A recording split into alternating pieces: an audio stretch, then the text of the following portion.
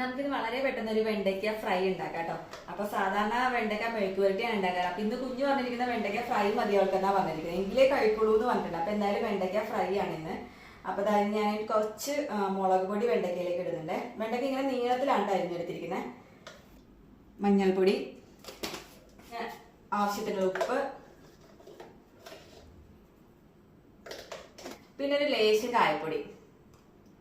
പിന്നെ എന്നിട്ട് ഇതെല്ലാം കൂടി ഒന്ന് നല്ലപോലെ മിക്സ് ചെയ്തിട്ട് ഒരു 5 മിനിറ്റ് ഒന്ന് റെസ്റ്റ് ചെയ്യാൻ വെച്ചിട്ട് നമുക്ക് നല്ല ചൂടായിട്ടുള്ള എണ്ണയിലിട്ട് ഫ്രൈ ചെയ്തെടുക്കാം.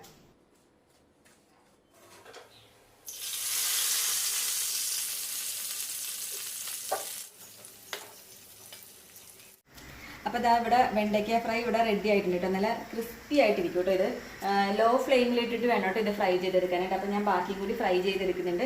വളരെ പെട്ടെന്ന് റെഡിയാക്കാൻ പറ്റുന്ന നല്ലൊരു ഫ്രൈ ആണ് കേട്ടോ. അപ്പോൾ എല്ലാവരും ഒന്ന് ട്രൈ ചെയ്ത് നോക്കണം.